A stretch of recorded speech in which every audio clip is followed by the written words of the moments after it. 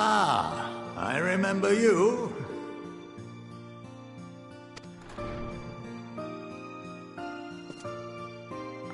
I pray we have not caught you at an inopportune moment.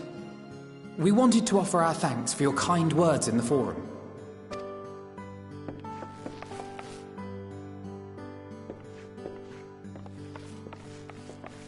Well, I could hardly let that inquisition go unchallenged. I've always believed that curiosity should be nurtured, not stifled. Thankfully, a majority of my colleagues agreed. A slender majority, aye, but a majority nonetheless. Had the vote not gone our way, we would be having a very different conversation, if any at all. Though I'd like to think you would have not given up on our cause. I'm told you paid a visit to the annex afterwards. Yes, that's right. I was hoping to speak with the grandchildren of my dearly departed friends Galuf and Louisoix in a less dour setting. But it seems I just missed you.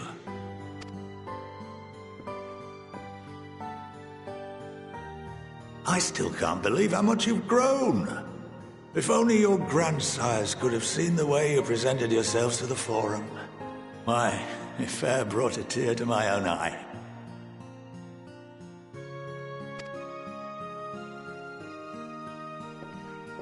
You must have the patience of a saint, putting up with this lot and their antics. Never mind Matoya's prize student. Luckily, I know a thing or two about managing unruly younglings. If you ever need advice, don't hesitate to ask.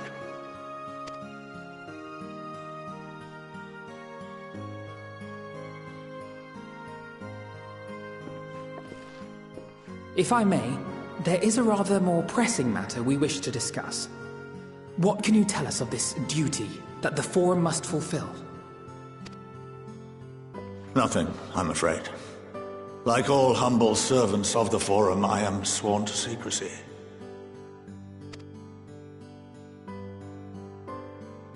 Or rather, I couldn't tell you if I tried.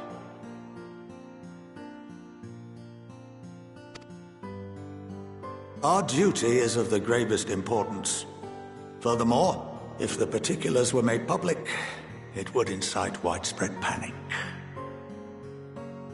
As such, those entrusted with this duty have been bound by an enchantment, which prevents us from speaking of such matters without the express permission of the Forum.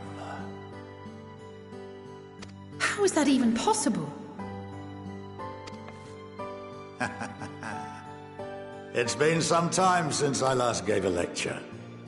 Please, take a seat.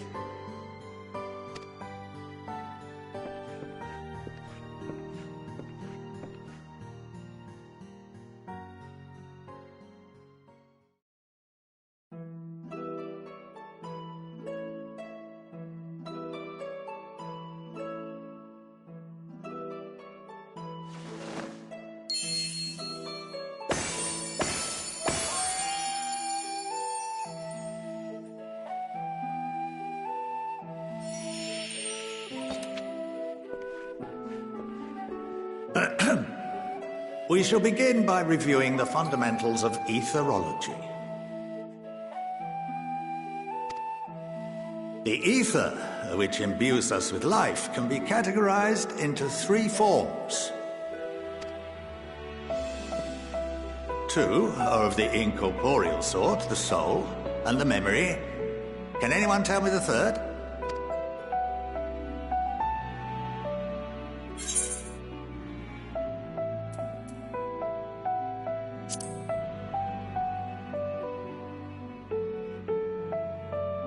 The answer is corporeal ether. This is the form with which the layman is most familiar. Consumed by even the simplest of daily activities and replenished by the food and drink that sustain us, this form of ether is in constant flux. In contrast, the ether that comprises the soul is rarely subject to dramatic change. The same can be said for memory. as the two are intrinsically linked.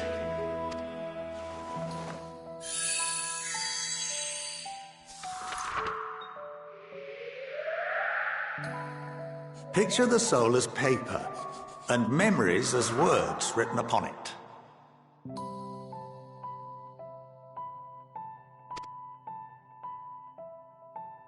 Now, what would happen if that paper was doused with ink? The same type of ether as comprises the memories.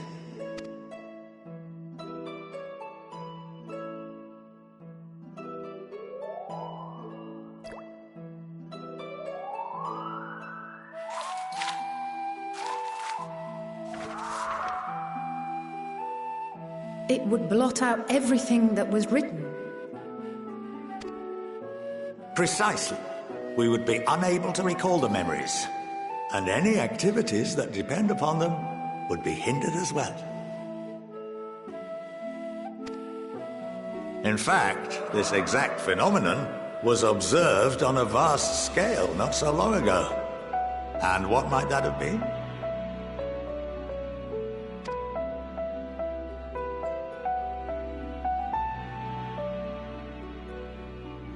The seventh Umbral Calamity. The people of Eorzea vividly recall Bahamut breaking free of the Lesser Moon and raining hellfire down upon the realm. But no one could seem to remember the events that followed immediately afterwards. Indeed. To this day, we have yet to determine whether it was an unintended consequence or a deliberate act. The enchantment which binds me and the rest of the Forum is based on a similar principle. And yes, it is a contravention of the Sharlayan prohibition against the practice of memory manipulation.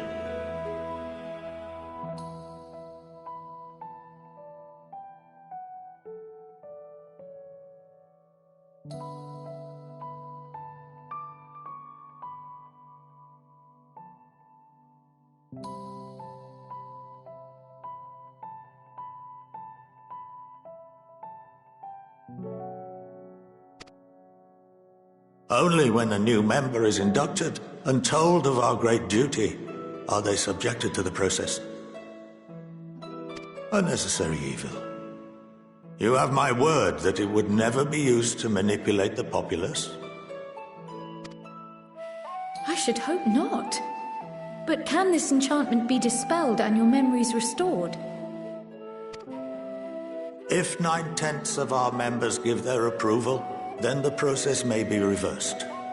Then, and only then, would we be able to speak freely to others of our sacred duty.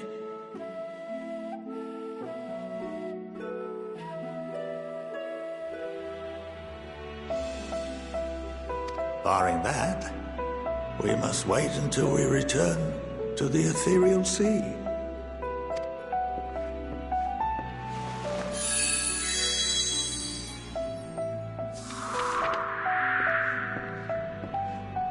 For there we will be purified, the blots upon our souls washed clean.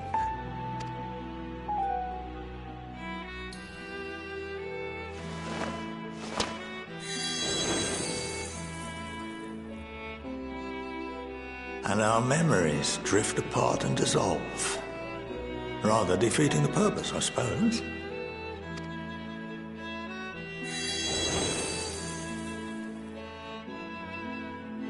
But there are those memories that are indelibly etched upon our souls, some believe.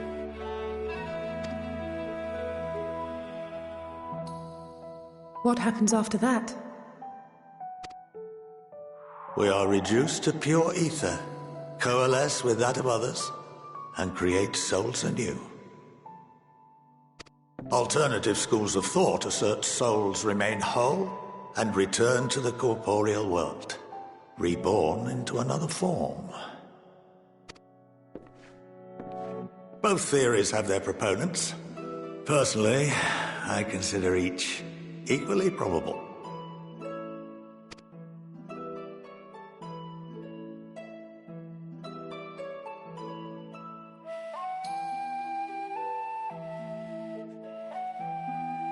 Well, I think that's enough education for today. Now that I've given you some food for thought. Or rather, an entire banquet.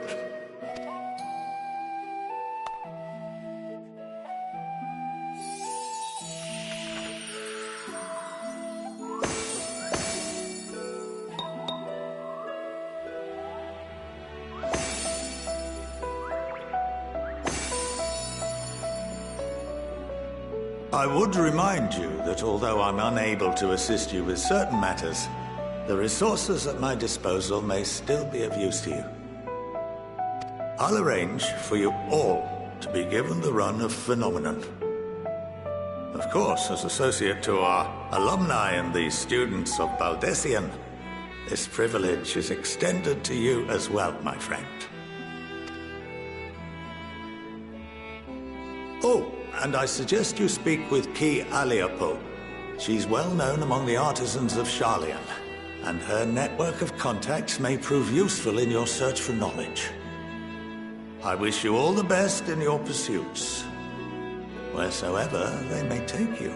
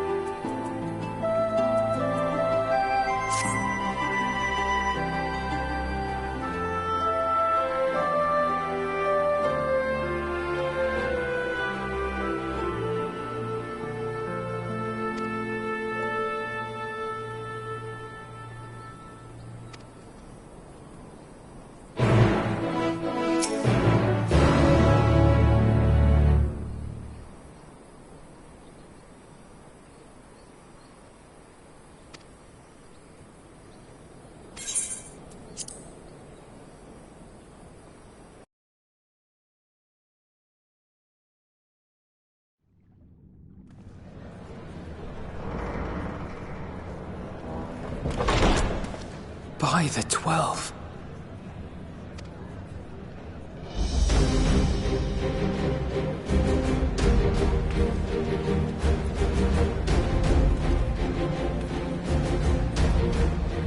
Glad you could join us.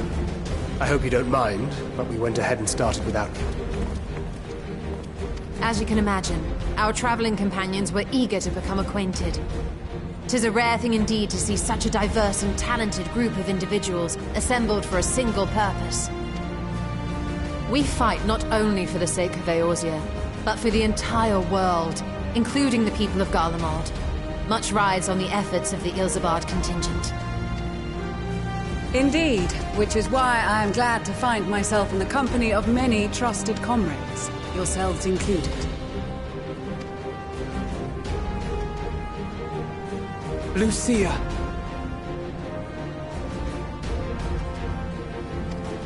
I have come at the behest of Lord Emmerich, who has honored me with the role of Ishgard's representative. And for the good of all nations, not least my former homeland, I am determined to see this mission through to its end. We have a hard road ahead of us, but walk it we shall, together.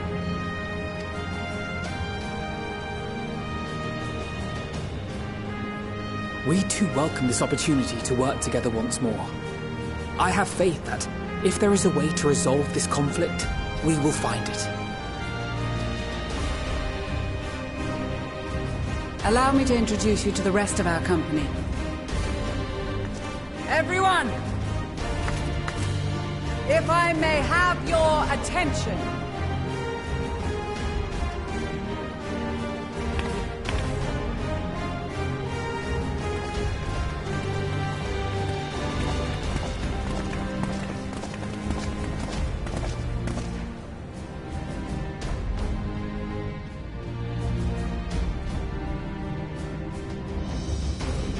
Might I ask you to speak first?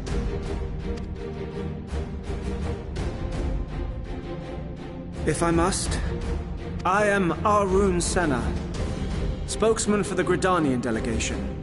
Here on behalf of my esteemed sister, the Elder Seedseer, we shall provide support and protection to those in need during our time in Garlemald.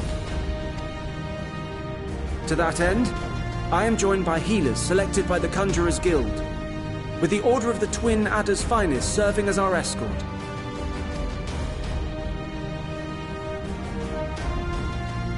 Suppose I'd better say my piece.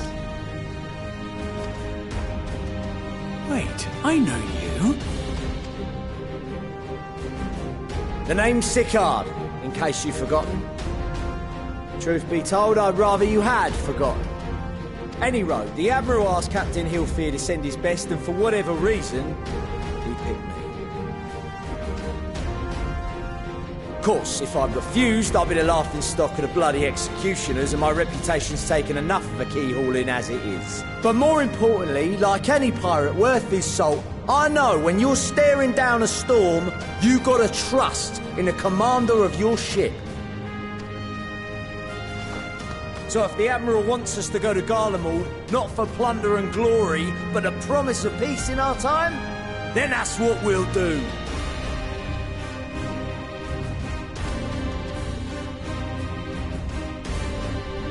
Since we all know how much the Empire loves its steel, we thought we'd bring along a few smiths to make the most of it. Give them a pile of scrap and they'll cobble together anything you fancy.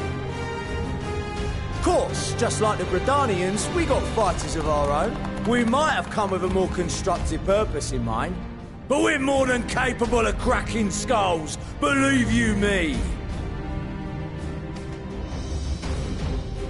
Well, you're certainly raring to go. But then again, so are we. The most dependable warriors of Uldar and Alamigo have assembled at the Sultana and General Aldin's behest. If Garlemald has truly fallen, then the whole place is likely to be crawling with Telophoroi. We'll need plenty of troops to clear and hold a path for others to follow. That's where we come in. Naturally, Marshal Tarapin and I will be leading from the front.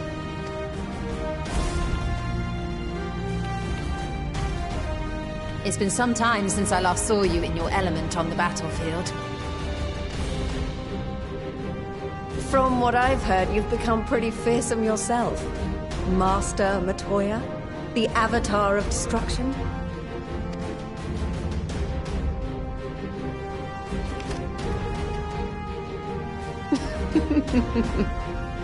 With comrades like these, I know we'll succeed, no matter what awaits us.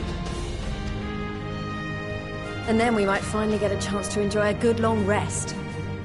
But until then, let's give it our all.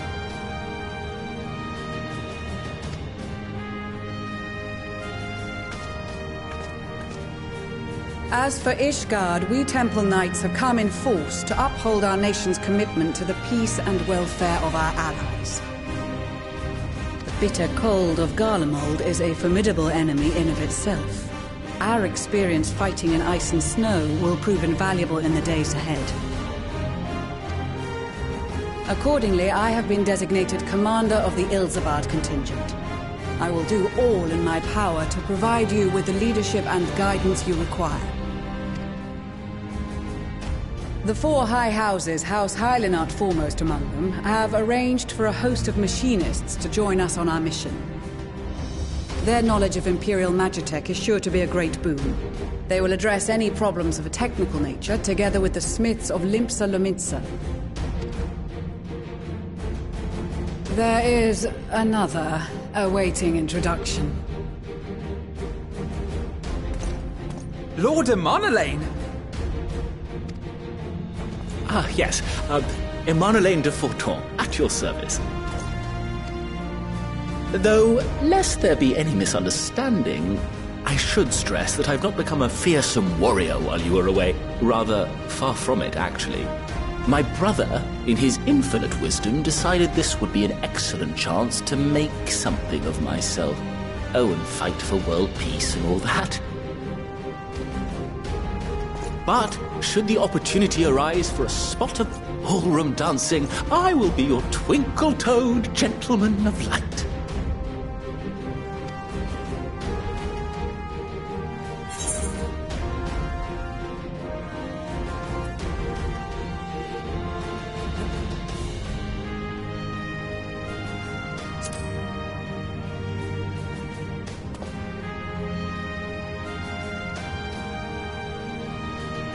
Huzzah! I cannot wait to regale Honoroa with my tales of derring-do.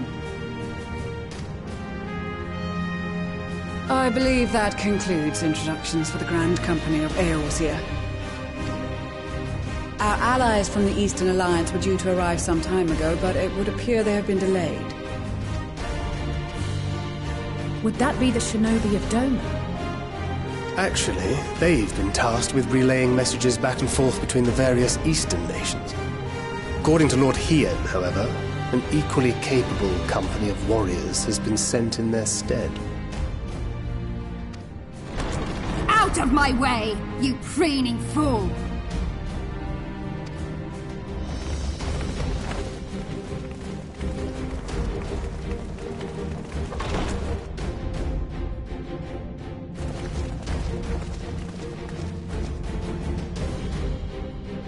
Forgive us for coming late.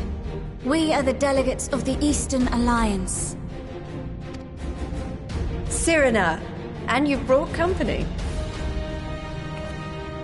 For battle and blood we come, as a step is sorely lacking in both. No towers befoul our lands, so we marched on those of Doma, only to find them beyond our reach. But now our thirst for slaughter will be slaked. No quarter to the enemy! Sadu Hatun, no. We go to make peace with the Iron Men, not war. Warriors of the Steppe, we've heard many tales of your bravery. We welcome you as allies. And these other ones you have brought are... members of the Dalmascan resistance group, Lente's Tears. And the Bosnian resistance. Between them, they have a wealth of experience in espionage, and are particularly adept at infiltrating Imperial facilities, which is fortuitous, since Garlemald's domain is so vast that I could never hope to handle reconnaissance duties all by myself. Dalmasca, Bosnia, Alamigo. All lands which have suffered the tyranny of the Empire. I would never presume to question your motives. Nevertheless, I must reiterate that our goal is to aid the victims of the Telophoroi, the common folk of Garlemald. And they are victims, make no mistake. Though I understand that many may struggle to see them as such. You're more right than you know. For every one of us that answered the call, there were a dozen that refused.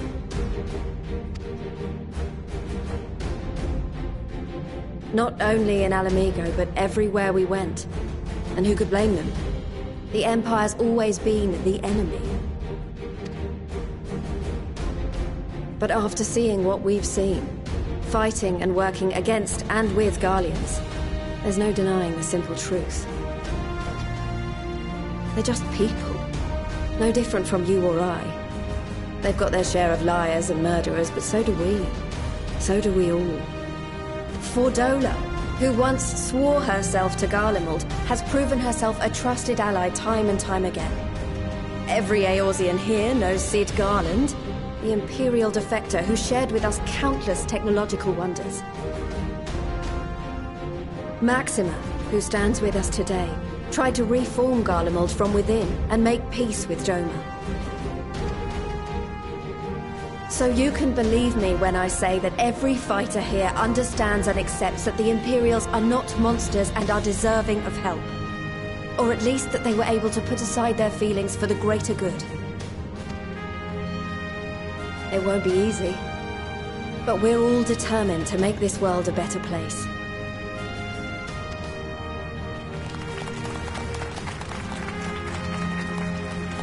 What lingering concerns I may have had were clearly unwarranted. I agree with everything you said wholeheartedly.